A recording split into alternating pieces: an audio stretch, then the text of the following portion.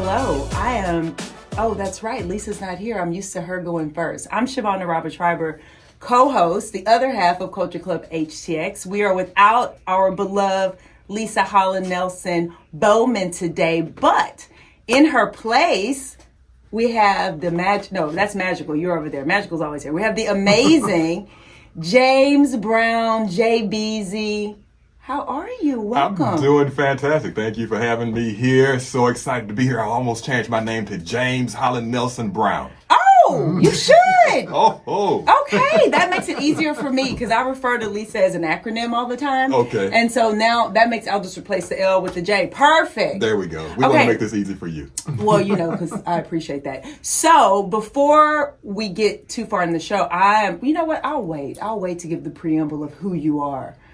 The man, the myth, the legend, when we interview you in the business segment. But for now, CJ's Corner Sports. So first of all, I don't know this because you know what? As long as we've been friends, we've never talked about this. What is your stance, generally speaking, on the Houston Texans?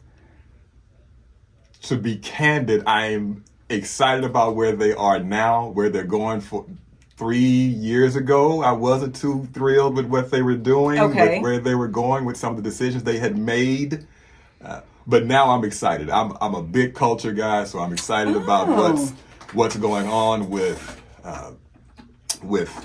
Coach Ryans, with CJ. I'm no GM and I'm no coach like you all, but Coach Nelson isn't here. Right, but I'm the GM. You're the GM, yeah, right? I said I'm no GM, and Coach Nelson isn't here, but I'll fill in. But I am a Texans fan, even though they were really close to losing me for a minute. Okay, well, you know what? This is good. You have a long-term view, unlike Leisa, because they have been, well, first of all, I predicted wrongly that we were going to go to the Super Bowl. I mean, hey, I admit when I am off base, and I was completely off base with that one. When? Last year? No, this year. I know. Oh, no, it's not over. Say more. No, it's not over. Say more. You're diving right into it. So we are currently 6-4. We're leading the division. Our schedule is favorable going forward. We are not out of this thing at all. Believe that. Do not give up. Do not lose hope. We still have a chance. Now, there are some teams that we play tomorrow. I won't call names, north of us, who have no chance, but we have a chance of being. I was going to say, wait a minute. You sound like a Cowboys fan because, they have hope. The Cowboys fan have been going to Super Bowl since I was born. Correct. And they haven't yet. Right. They have no chance, compared to their opinion, I'm sure. Okay. They don't have a chance. The Houston Texans, you got a chance? Oh, yes, absolutely. You were going to say hell? You can say hell. No, I'm going to watch it. Okay. This is I want to, Well, I'll say this. So last week, we were, me, Leisa, and Rusty, who is our football husband, she let me join their, I guess, is that a throuple? Magical, is that a throuple? What? Yeah. It's a throuple? Okay. Yeah. So Leisa and Rusty were football spouses because Sue, Rusty's real spouse, doesn't like to go to the game. So then Leisa let me join. So now it's me, Leisa and Rusty. And so we were texting thinking, yep, we're going to make it. And then, I went to bed and then I woke up and it was like all these sad face emojis in my text thread because we didn't make it. Yeah. But you think we still have a chance? This is great. Yes. Okay, good. We're going to make the playoffs. My personal opinion, and statistically, I think we're a 95% chance of making the playoffs. Okay. One thing is for sure. You can't go to the Super Bowl without making the playoffs. Well, true facts. So if we do that, we have a chance. And we have a good chance because Super Bowl is about momentum. It's about peaking at the right time. Don't let these two little games get you all flustered. What about those other two? Not the most There's some good teams, though. Okay. Okay. We haven't. Detroit is a good team, period. And it shouldn't have happened. It happened. We're going to learn from it. We're going to become better for it. Okay. We're going to peak at the right time. We still have more than a fighter's chance. If I didn't know any better, I would think you were a motivational speaker, my friend. I mean, I feel fired up. I'm ready to put some pads on and go play. I mean, CJ. You're Hall of Fame basketball. Now you're going to put pads on? I mean, because you know what? I'm like Bo Jackson. Did you not know that? I'm like Bo Jackson. I'm kind of like Bo Jackson. Let's just do it then. Magical, why are you giggling? I am. I'm kind of like Bo Jackson. No, but seriously, so it all started to go south when CJ started doing the arm cross thing. So, I think you're probably right. It's not over until it's over. We do know enough to know that. And I think that CJ, though, it feels like he hadn't really gotten his groove, like go to the Super Bowl group, but you know what? Maybe he's turning the corner. So I don't know. Here's what we know. Okay. Rookie quarterbacks always have it easier because there's no film on them. They had a year worth of film to study CJ's, learn his tendencies. And so when they come back, now he has to make the adjustment. Oh. And this is when it takes place. So yes. This is good insight. They have film on him. They know his tendencies. They know play calling. And so now Coach Ryan is going to go in, make the adjustment. CJ, smart, great. I mean, we're going to talk about it later, but everybody loves him. Smart, brilliant. He's going to make the adjustment that he needs to make the changes. He'll be all right. We're not necessarily getting beat as much as we're beating ourselves, and that's always correctable. No, this is true. You're right about that. Now, we were going out getting taken to the woodshed every week. That'll be one thing, but we are not. Taken to the woodshed. I don't know that one. Does that mean you're taken out back, and like a spanked? Yes. Oh, okay, got it. You got to speak plain. Kind of like what's going to happen Monday. Okay, you got to speak plain to me. Okay, well, you know what? I feel good about this. Texans, CJ, D'Amico, I hope you're listening. This is good. I do. I actually feel good about this. Okay, I'm glad, because Leisa would have a very different opinion, I can assure you. Speaking of sports, let's talk about the Houston Sports Authority. So lots of changes, lots of shakeups happening there. So obviously you've been in and around Houston for long enough. You understand the changes that have happened. So we have this new chairperson, Juan Garcia, who turns out he's the first Hispanic chairman of the the Harris County Sports Authority. What do we think? What do we know? What are your thoughts? This is not a trick question. I have ties to the Sports Authority. In my previous career, I worked with them on several sporting events, from Super Bowls to Final Fours to youth events. And so what they've brought to the city, we've worked together and partnered, tremendous asset. What's happened over the last several months, I don't know. When people make decisions, things happen. But Mr. Garcia seems to be a tremendous community person. When you think about what he's done with the rodeo, going from first serving as a legal advisory at first, and then moving on to the Tejano Day, and then being which the is first, a big thing, which is a big event at the rodeo. That's typically the largest attended event, and then for him to go from that to being the first Hispanic on the executive committee for the rodeo. Oh, okay, I didn't know that. Tremendous, and then him being appointed to the Sports Authority. You can't help but, when we're in a great place in sports, we have World Cup coming up. Chris Kennedy has just been named interim executive at the Sports Authority. He's also the president of the 2026 World Cup bid. Yes. So, it's exciting times for Houston. I think so too. I feel like we're at this transition, and I've been saying this, magical fact checker, you can check the facts on this, that we are really at this, what I like to call this golden moment in Houston sports. And, not every day is a good day, but on the whole, I really do. And I feel like, after, I think Janice was at the Sports Authority, Harris County Sports Authority, for 18 years or something like that. Since, I think, 06 or so. I was there the day she came in. When they then the chairperson was there for about the same amount of time. Freeman, So this is just a change. This is a new page. We're writing a new chapter. The only thing that's constant is change. That's right. We're writing a new chapter. We had a good run. I'm excited about where we are. We are one of the cities that has some of the best venues in the country. And coming from you, I actually believe that, considering your prior career. You actually do know venues. And so, this is good. Yeah. And, no pressure, Mr. Garcia, but the World Cup that is a huge event to be just coming into your tenure on. But hey, we've done big events. It's what we do. Are you the mayor? Look, give me that. But I listen to the mayor's press conference, and I used to work. I know some. You know some things. I know some things. I know some people. Okay. But big events don't come down to one person. That's right. And this committee has been in place to bring World Cup here for several years. That's right. And so it's becoming popular now, and we still have to 26, but the venue's not going to change. Our energy and professionalism when it comes to major events is not going to change. So we expect them to come right on in and make it bigger and better than what it's been, because that's who we are. That's what we do. It's interesting, because I had a meeting earlier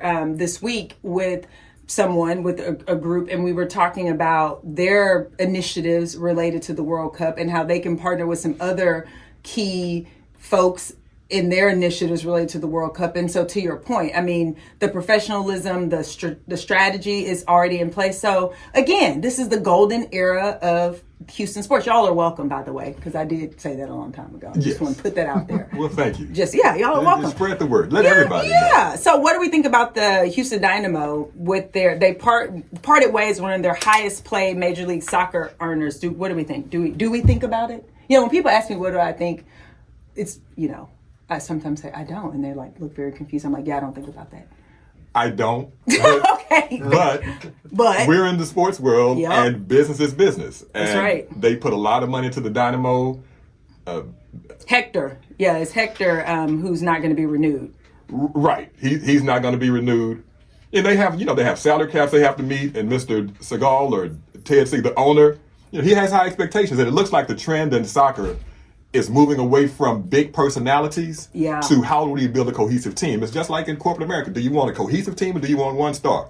We want teams that can win, and that's what he's trying to do. That's the culture he's trying to bring. That's his background. That's what he wants to do, and we totally understand it. If you get paid top dollar, then the expectation is that you're going to be available, and the best ability is availability, and if you're not, then you can't get paid above and beyond. Well, and you mentioned culture now twice, and so I feel like that's the theme. I think the theme is, for sure, like the culture of teams, not just in Major League Soccer, but also in football and basketball. I do think that we've shifted from this one superstar to we need teams that work together, that can weather the ups and downs and injuries, etc.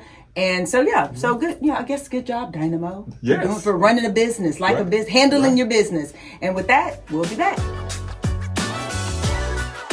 And we're back. I'm Shavonnah Robert Schreiber, co-host of Culture Club HTX, here today with my other half, James Holland-Nelson Brown Jr. I listen to y'all too much. You do. That's great. Okay, so I know who you are. And in our business segment, we're going to give our listeners an opportunity to learn more about you. And so before we get to some questions I've prepared, let's talk about it. So you're a professional speaker, voiceover artist, business coach, all around bad, you know what? Can you say that word on air, Magic? No. Okay, all around, you know what?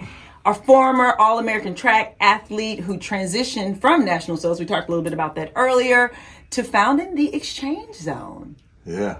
I know what that means because I know the story, but for people who don't know the story, talk to us a little bit about what does the Xchange Zone mean, and then we'll get into what you're doing as a founder of the Xchange Zone. Okay, I'll make this as quick as follow me here. If you're familiar with a track at all, especially the 4x100 meter relay, and a track, there are areas where the first leg hands off to the second leg to third leg to fourth leg.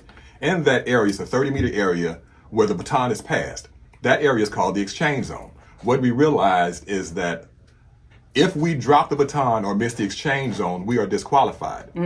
I don't like disconnection. So we make sure in the Xchange Zone that we do everything that we can to remain connected. It's about keeping the baton off the track. Don't be like the men's Olympic 4x100 meter team where you have the best of the world and get disqualified. I was just about to say that. Yes. Okay. I'm not passionate about that at all. We're tracking. Right. You see what I did there? Yeah, I like that. You like that? I like that. I'm going to have to use that. So you founded the Xchange Zone, was it 5 years ago now or more?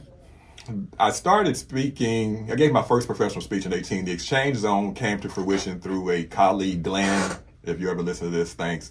We were having lunch. He was like, you ran track? I said, yes. He said, you never talk about it. I said, everybody's All-American. He said, fool, everybody's not All-American. And then they said, what problems do you solve? And I realized after some deep diving that I don't like disconnection because it's just like the Xchange Zone. And you become disqualified. You can't, not only can you not win, you can't even complete the race. So what do we do to make sure that we remain connected? Don't get disqualified.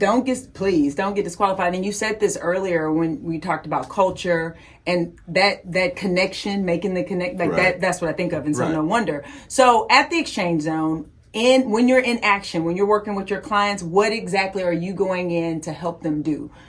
I know obviously you're speaking to their sales teams, to their teams in general, executive teams. What is it that you're talking to them about, and what are you helping them do? So a lot of it does come down to, at the end of the day, how do we stay connected? So whether that's sales, customer service, business relationships, internal, external clients, leadership, I was talking to a group recently about employee retention. That's about disconnection, because what you're saying you do and what you actually do are two different things, which causes this great resignation. But the great brands, the companies that always show up on the best places to work, don't have those problems because they're consistent and they remain connected and adjust to the people, their internal customers, their partners, their staff, whatever you want to call them. Right. Because they're your greatest asset. They're That's your right. greatest thing. So you have to invest in them. So we spend time, whether it's one-on-one, 20, 200, 2,000, 20, that's what we do in the Xchange Zone. So as an athlete, so we've had a few folks on the show that were at either professional or collegiate athletes before, and then they transitioned to business. When you think about those transferable skills that you took from being an All-American track athlete, first of all, which skills would you say you use most in your new role as a CEO and founder of the Xchange Zone? And generally speaking, what skills are you using, or what mindset are you locking into when you're in that boardroom or on that stage that's similar to when you were at the track? Well, there's a lot of similarities between sports and the workplace. In sports and in the workplace, you have to prepare for what you're going to do. Right. You have to have clear, concise objectives. What's your win? What's your goal? What's your aim? And you go for it. You prepare for it. You go execute.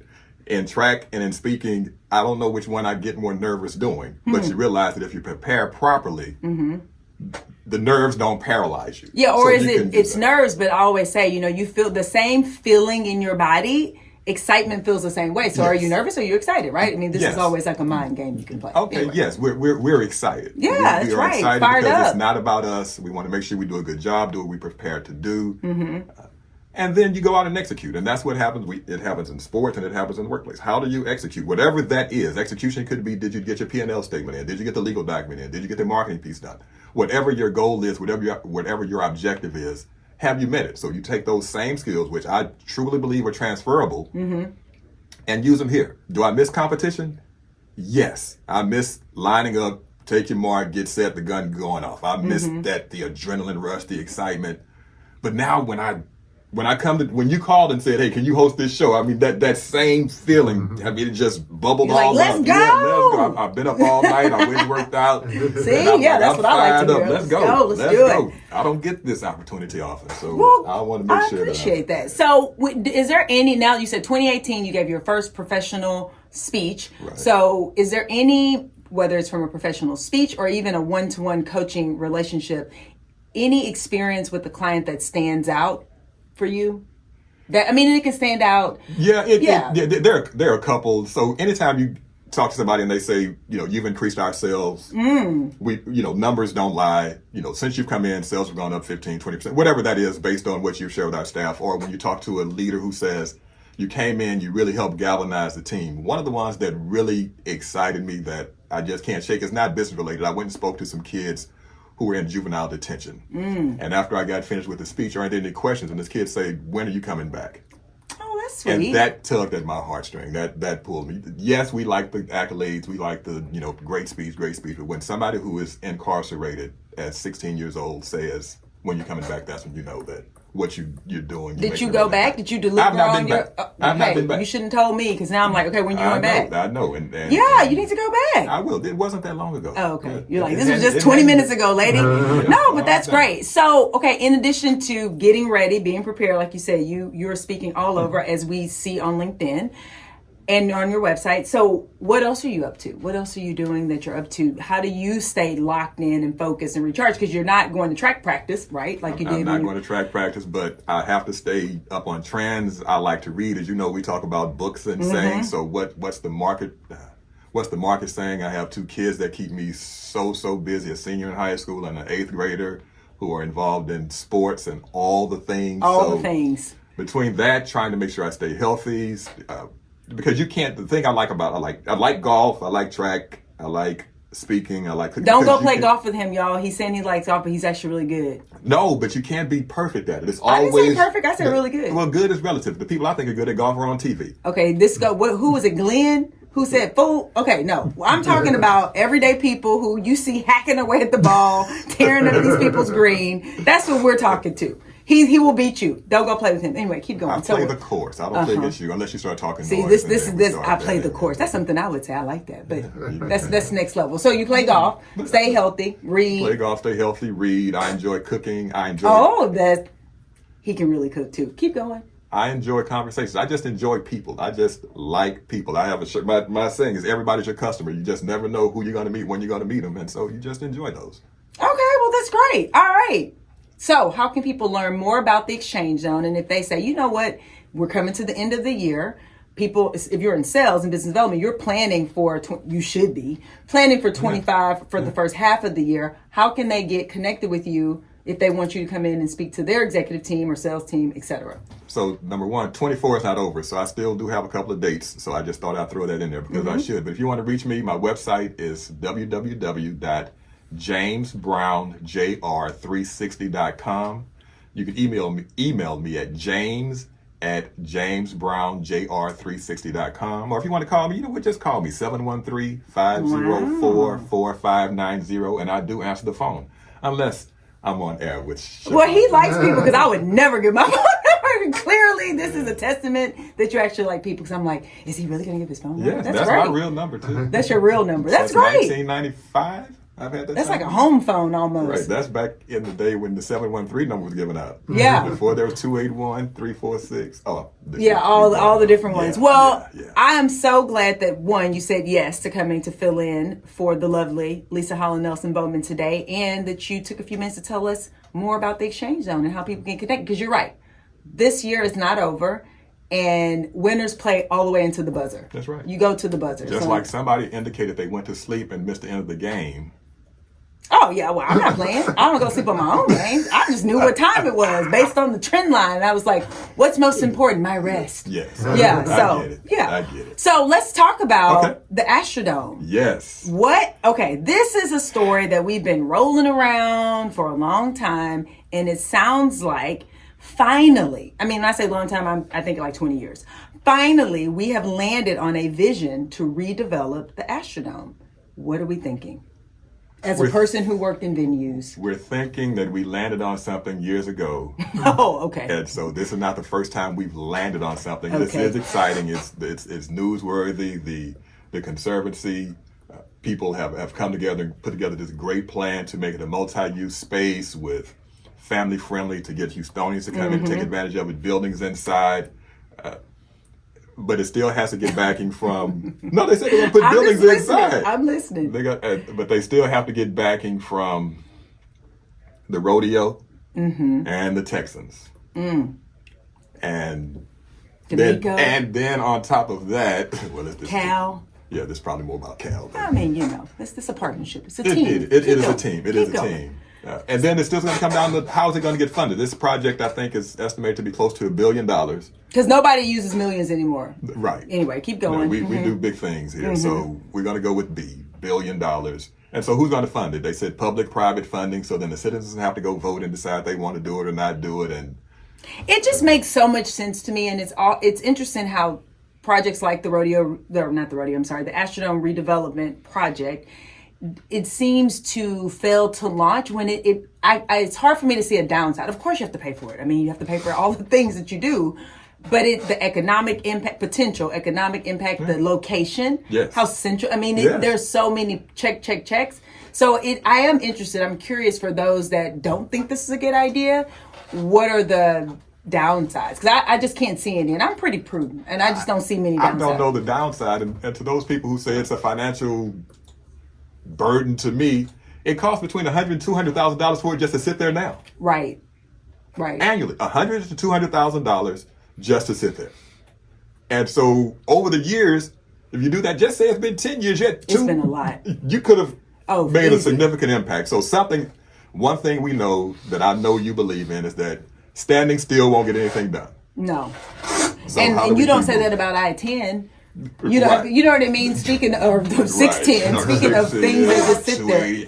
Or the project they're about to do, 45 project. Yes. Well, another project that we've been talking about, for 10 years plus.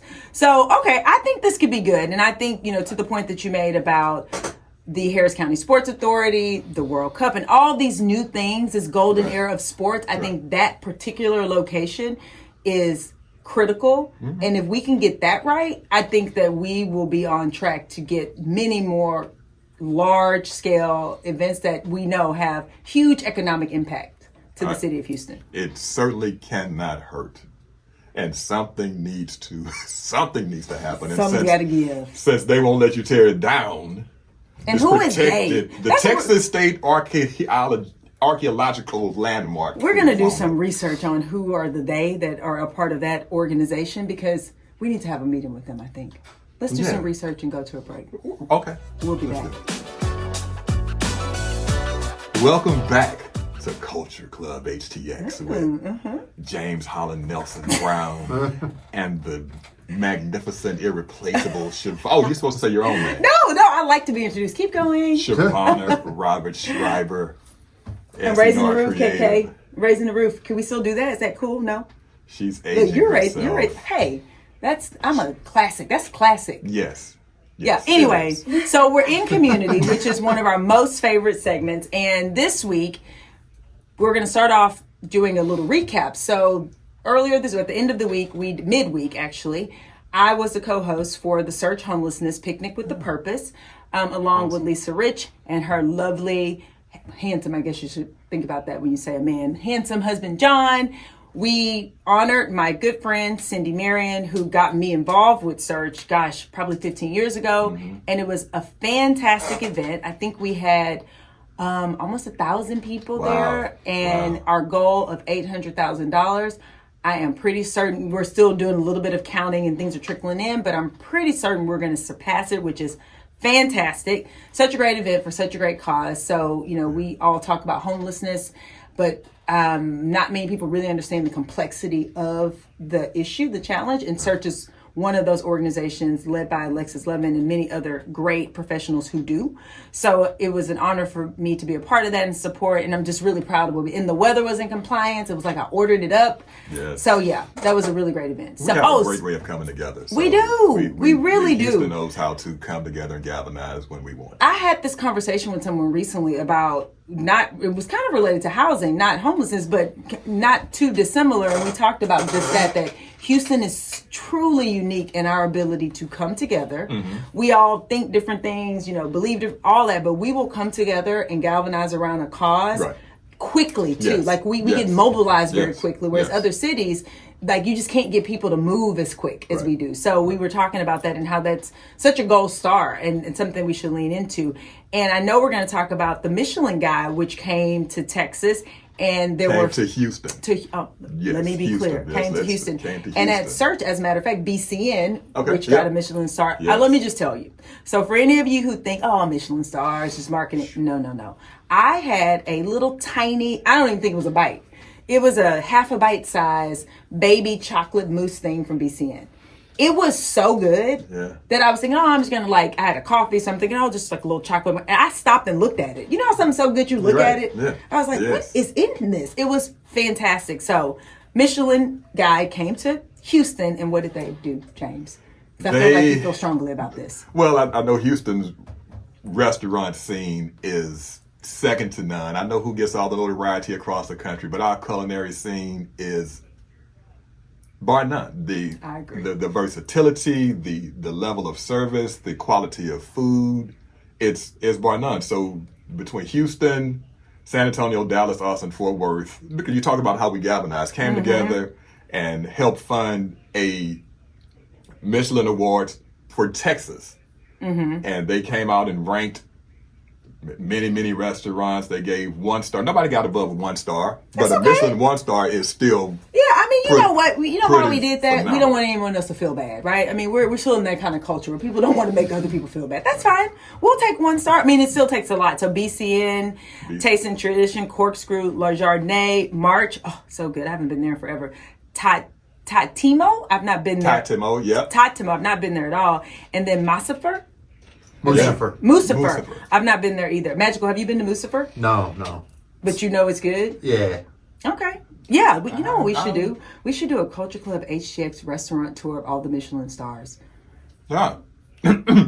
What? Are you okay over there? Well, I mean, my name is James Holland-Nelson Brown. I mean, what are we thinking? We should do that. Well, and also you can cook, so the fact that you are, like giving a nod to this. I can cook, but this is some other level. No, I know, but this is some other level stuff. I mean, these restaurants are, for Houston to get 6 out of however many they give. Yeah, no, this is great. Yeah. So awesome. Some of the special awards, so the Houston-based... well, Houston got 6, Austin got 7, San Antonio and Dallas both got 1, so... Whatever. Yeah. Who got it in Dallas, just out of curiosity? I don't know. We know they got one, but we didn't care to look to yeah. see who, because we don't actually care. But Steve McDonald from Papa's Brothers Steakhouse, he was celebrated. Yes. So that's another thing that the Michelin star program does. It's not just the restaurant on the whole, but it's the sommeliers there, the chefs, et cetera, et cetera. So, yeah, I mean, I think this is pretty exciting. And as we lead up to these big events like the World Cup in 26, this all matters. And this all adds to the allure of coming to Houston and spending money in Houston. Right. And I think one of the things they did, and this, I think that may have surprised people, is some barbecue places made it. And then you start talking about our barbecue places versus, Kansas City thinks they have it, and North Carolina thinks this, and Really? That's interesting. Huh. Memphis thinks that all over vinegar place, sauce and stuff all over the place. Man, just smoke the meat, let the meat speak So for it's so itself. funny because this is such a thing. I wouldn't even think that I was like that kind of person, except for I had a meeting 2 weeks ago, and the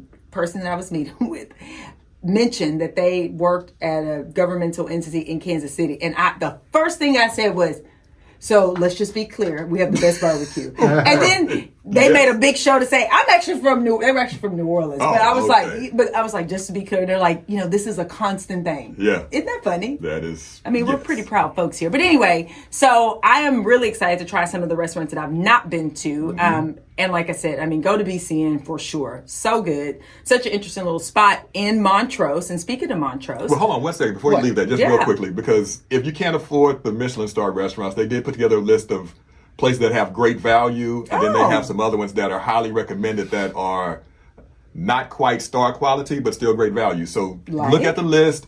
Do you have any of them? Do we know? Or is it just on the website? It's on the website. Okay, no, this is great. Yes. I know Killen's made it, and Killen's and good. Killen's Barbecue, and don't make me start calling names. I think Blood Brothers. They're yes. I don't want to leave. But some did make. Oh, well, that's good. We had 17 that made the bid. You know what? We'll do that. We'll share that. We'll go and we'll pull that link and we'll share that post show for people to go check it out. Yeah, that's a really good idea because that is, to your point, to get a single Michelin star, to be considered is already a high bar. And so the fact that these other restaurants, maybe they didn't get a star, but they're still excellent, like really, really, really good. Yes. So yes, we will share that. Okay. So back to Montrose. Yes, back to Montrose. Freed Montrose Neighborhood Library, they have this grand opening in the Montrose Collective that's starting in December. So Montrose, did you realize that there was a public library on Montrose Boulevard? No. Many people don't. And so it is very near the University of St. Thomas. And it's I love libraries. I love how they smell. I love libraries. And so this particular library, they're moving. So they were on Montrose Boulevard, and now they're moving to the Montrose Collective, which is still in Montrose, but off of California Street. And they're going to be opening in about a month on December the 14th. And so the Houston Public Library, which many people don't realize, they went through sort of a transformation that started probably 5 or 6 years ago. So, the services they offer, many of which are free. Right. Children, for families, etc., adults, adult learning. So this new facility is going to have all of the bells and whistles and expanded community space, so for meetings. Yes. And this will be one of the first that addresses this aging infrastructure, which has been an issue, right? I get it. We've talked about it. If you stay still, you become irrelevant. And so you have to put technology in. You have to give open spaces, shared spaces, community spaces, adult spaces, kid spaces, art. It's a great project. I can't wait to go check it out. I don't like libraries as much as you, but I love them. That's like my favorite. It was my favorite thing. It is still one of my favorite things to do. I have a library card, an actual physical card. Is that like raising the roof? Did I date myself? Yeah, it's called a power card. Anyway, so one of the things about the library that's really interesting is that they have a permanent art installation. And I think this is particularly interesting and important as it relates to education and students. Because as we know, often the programs that get cut in like public education are arts and things like that. Right. So the fact that the public library, which, like I said, offers so many free, wonderful amenities, also is going to have a permanent art installation entitled "The Spirit of Montrose," I think is fantastic. Because then you combine, you feed two birds with one seed. You read and you... Yes, and it gives people options. Yeah. Which is what you want. Everybody may not like to eat. Some people may like different cultural things. And to have this opportunity with this investment for this new library, this free Montrose library is going to be absolutely outstanding for the community and for the neighborhood. Well, and so the next thing we want to talk about in community, which I'm glad that you're here because Leisa wouldn't even talk about this, is that Texas A&M University, they got a historic gift to rename their College of Medicine. Yes. And the medical program, well, our medical center is second to none. I mean, bar none. People all around the world come to our medical center. Then to add this, and then they do an engineering medical program through Texas A&M, which is absolutely outstanding. So when you start thinking about robotics and the things that can happen, the technology with medicine, I mean, I know we just put in this new heart that. We talked about that. We talked about that. That's right. So when you start thinking about that and giving people opportunity early on, and it was such a great gift, they didn't even say how much it was. And he's not even a doctor.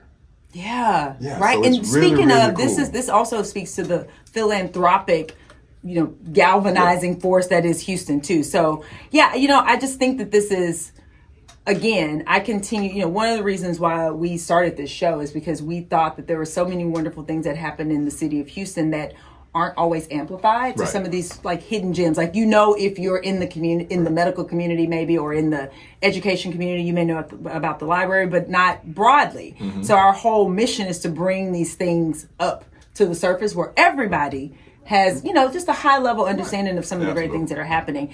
And so as it relates to healthcare, so one, we literally have the best medical center in the world and people travel from all over to come and see it.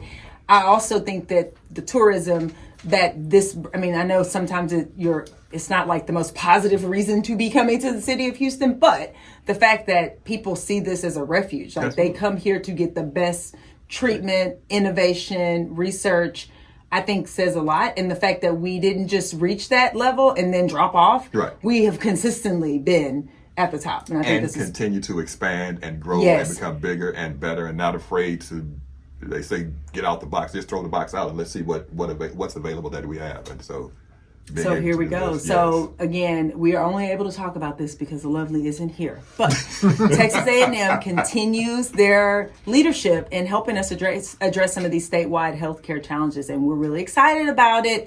And with that, we'll be back. Okay, I'll be here. And we're back. I'm Shavonnah Schreiber, co-host of Culture Club HTX, here with James Holland-Nelson Brown Jr. I'm going to ride that all day. I love it. I'm sitting in the chair, so I'm going to be all I love it. You have a Mac. The only thing, you really would be embodying the lovely Leisa if you had a phone ring right now. I heard that. I made sure I put it on Do Not Disturb. Yeah, if your phone were to ring, and then if it were Fran or Sandra, then it would be like, Leisa, is that you? Because that's exactly what happens. So I purposefully turned it off. Well, thank you. Yes. So we're in Lisa's favorite food group, which is the fashion section, and we're starting off with her favorite human, other than me and Laura and Henry, but whatever. If he wins 2 games in a row, you all might be bumped back down. Yeah, right, probably. CJ Stroud, he has the top selling jersey in the NFL, which was a little bit surprising to me. Like, I don't know. Are you surprised by this? When I read it, I was. Then I thought about who he is and what he represents. It makes a lot of sense. Well, what does he represent other than crossing his arm and losing games? Talk to me. He's 6-4. He's a second-year player, but he is so approachable, so calm, so cool. He's every man. And to everybody. I mean, if you listen to him talk, he never seems like he's in a rush. He just seems like one of the guys. Like, he's not above everybody else. And then with the rebrand that the Texans did, with the new H and the stuff, I mean, who wouldn't want to be with somebody who's so cool? When we start talking about who our role models are, he would certainly be somebody who would say, you know what? On the surface, he looks like a good guy. Yeah, no, this is good. You know what sealed the deal for him? He said, now hopefully this is true. I'm going to be gracious in my assumptions and say this is true. That someone asked him, what does he listen to before games? He said gospel music. Yes. He's never that just like that, right? He's probably going to be selling those jerseys forever. He's a football player whose job is to share the love of God. Oh yeah. I mean that was it. So, and he's good though. Yeah, I mean, let's right. not take it wrong. I mean, like you can't say that that's players your in the league, and okay. you can name a small handful who you would take above him. But even with that, he's new, he's fresh, he's he's cool, he's hip, approachable. I think that does matter. He does look very approachable when you think about the culture that he's brought. Now, look, here we go again. Culture Club HTX. I mean, the culture of I see what you're doing CJ. there. Yeah, I see what you're doing. I like it. Yeah. I mean, but when you think about who he is and what he's done, popularity, winning does that. I know we've lost 4 games this year. We're still not out of it. We're going to continue to sell jerseys. Represent the H. Yeah, I was a little bit surprised, but now that you've made those points, you know what, you're right. I mean, and I think that's the thing. I think for so long when we would look at professional athletes, like we meaning like sort of the collective we, it was like this sort of, they're living a different life, right? Different world. And CJ bridges that gap. Right. And I think that is true, where people can wear his jersey because they feel like if they saw him, he would give them a high five. Right, absolutely. Yeah. Yes, he's not a prima donna with his. This is fair. Okay, so something that is a little bizarre in the fashion world. So AI can now authenticate sneakers by their smell. So the what? Even Magic was like, This was nuts. Okay. And I would have thought this was far-fetched, except, when you get a certain age, which I've crossed, I took my Achilles, and my wardrobe ended up changing to sneakers. So now I'm working on my shoe game slowly but surely. And sneakers being fake is huge. So if you pay $500, $600, $700, $800 for a pair of shoes and realize they're not real, that's a problem. So okay, so we talk. So Leisa would say that there's nothing new in fashion since the leaf, but as we now know by the story that we're talking about right now, this whole technology with this AI and the smell of the chemical compounds in the shoe are meant to basically sniff out, literally, pun totally intended, if it's counterfeit. Correct. But that it goes beyond shoes. wild. Okay, so let's talk handbags. Think about all the fake handbags that are out there. This technology would do the same thing for handbags. So where would this technology be? That's what I guess I'm like, what is it, like at the point of sale? Is it at your friend's Christmas party? Like where is this? So there's a huge secondary market in shoes. And sneakers in particular. And sneakers. Like people collect them. And in handbags. Yeah, true. And we're going to talk about timepieces in a minute, but there's a huge secondary market. So if you can say before you sell these for, and they're not talking about like some $20 shoes. These are significant investments. Yeah.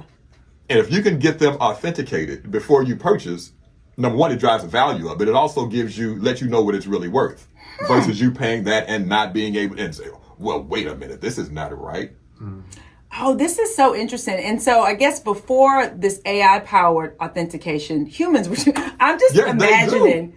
I mean, I'm just here to say, I would cuss somebody out. Like, what? It smells fake. Sir, sit down. Well, they do. I mean, but what does that even mean? Like, I mean, it's not real. Just no, but I'm saying, but like a human saying, this smells I don't know fake. if they don't do it by smell, and this is some whole chemical thing. I don't know how I'm like, come on. But when you have a handbag, and if somebody's trying to sell you one, there's some things that you can say. You know what? This is not real. Yeah. I just think it's interesting, and I think that it's going to be interesting to see how the market accepts this, meaning like the public market, the masses, Gen Pop. It's not for the masses. This is for a specific eclectic group of people who trade sneakers, just like the people who do secondary handbags. That's not general. They're not going to be in the parking lot of your favorite grocery store saying, "Let me check your shoes to make sure they're right." Walking by with my little, you know, like the dog in the airport. Yeah, you're not going to do that. You're not going to have AI. Okay, no, not yet. Okay, I just think it's interesting. We'll see what happens. Those aren't real. Whatever your brand of choice. Yeah. I just think it's interesting. I think it's interesting, and I think it's going to, if it works, it's going to expand, right? So this verification of whether or not this is luxury or not is going to expand. Like it's sneakers now. You talked about handbags. I think it's going to expand for sure. Absolutely. And you mentioned watches. And actually, you said timepieces. So I was like, I like this. Very distinguished. Well, I know who I'm with. Yeah, timepieces, which I appreciate. I know the company that I keep. Well, oh, this is good. So one of the things, and this is true, I was at a watch event the last time, this just a couple months ago, Zaddix had its annual watch event, and I go in. And so this story is all about the watch industry failing to make models of watches that women want. And this is true. There was a watch that I went in, not this last time, but before, went in for, and I loved it, but it was literally physically too big for there was no sort of alteration that could be made for the band to fit me. Wow. And that is pretty common, actually. And I mean, I do kind of have small wrists, but in general, it's pretty common. So anyway, Deloitte did a study along with Watch Femme, and they revealed that in general, the watch industry is failing to cater to women, which I think now finally people realize that I have enough timepieces to be an official collector, I think. And so I think that for a long time people thought about watches, timepieces, and they thought of men. Right. They didn't think about women, and I feel like we make up a big part of the market. And so I'm glad that at least they've done this survey to realize this. Now we'll see what happens. Like, it's kind of like the astronome, right? I mean, we get there, we do a lot of speculatory talk, and then what's going to happen? Well, so they realized that women could increase sales, and anytime you start talking about money, that moves. right. Maybe AI can smell your watch and see if it's legitimate or not. Yeah. Well, maybe the I mean, the band, your timepiece. Your timepiece, right? Well, and so here's the thing: it's a huge missed economic opportunity, right. which I think this is what's going to get their attention. So, global watch sale reached about $48 billion in Swiss franc, and then there's a whole other pre-owned market that's another $24 billion. Right. And if you're missing, and that's as it is, and if you're not tapping into half of the population, right. that's a lot of money. That's a lot of money that you're leaving on the table. And that will move the needle. But men are probably the ones who are in leadership, and we tend to make decisions based on what we think. Yeah. But that's a whole nother segment. Yeah, but you know what? This is actually really interesting. And I do, now that you say that, I'm thinking about from a board level at some of these, sort of long-standing, very respected watch manufacturers, how this study and this research is going to change how they approach catering to us, this audience, this demographic of women. I think this is just really interesting. And in general, when it talks about, luxury retail, I think, I feel like women, we've led in luxury retail and obviously like handbags and probably shoes for a long time, right? And right. I think guys, though, to the point you made about sneakers, I do feel like men have, because of sneakers, and that's become such a thing that I feel like men and women, men have probably just as many shoes as women, right? Yes. Where it used to be a time where it was like the woman had all the shoes and the guy had 5 Two pair. pair of tennis shoes. Yeah, right. and Except that's it. Now when you get into the sneaker world and then your wife is like, well, where are my shoes? Every time you get a box, I need a box. And so then you have to do that. So then do you hide your purchases in your trunk? I can neither confirm nor deny. I go to the door first. I'm saying. I refuse. The reason I can, because I know that's a thing among partnered women. But I learned from women, though. I was just saying that they would hide new purchases. If I were to do it, I learned from some of the best. Well, they hide new purchases and then wait 3 months to wear it and be like, oh, I've been having this. Thing? Because then it's true. Is that technically a lie? You've had it, but it is still new. But anyway, so I think in this luxury retail space as it relates to watches, I'm interested to see what happens. I have to call AJ over at Zaddix to be like, hello, what do we think about this? Because I think that, again, the economic opportunity for women buyers is huge. And so if the watch market starts to cater a bit more, just a few more models, that's all we ask. We'll see who gets to market first and see what they do. Yeah, we'll determine and dictate. Yeah, hopefully it's a brand that I like, though, because if it's not, then that's not going to matter to me. But anyway, is it brand or is it style? So I can go deep track on this, right? So it's a little bit of both. Okay. So I have different timepieces for different reasons, and certain brands are better at certain types of timepieces for different, and also value, right? Because they're investments. Right. So also, certain brands retain their value more. And is it the one? No, not this one. But I have a watch that when I bought it, it's already worth twice as much now, and I bought it pre-owned. Wow. I mean, so it's a whole thing. So I can go deep track, which we won't do because you know what? We're at our hour. Already? I know. Oh, my goodness. Already. Well, thank you it's so been much. Fun, this right? has been just wonderful. And it goes by so fast, It right? does go by so fast. Well, do you know how to close? Do you know what we say? You listen to the show. Not be anything. Nope. No. Nope. It's Stay. oh yes, but I know it's fashionable. No. Fashionable is in there. No. Oh, It gosh. is. Oh, have mercy. No. It's we want you to stay focused, Right. stay fit, Right. and stay fabulous. Fabulous, not fashionable. Yes. I'm nervous. Okay, well, you have been, at the end of the show, well, I'm nervous. That's why I don't know the ending. You have been a fantastic co-host. Thank you. You have done Leisa proud. I'm sure she's going to listen. And what's your name again? James Holland-Nelson Brown Jr.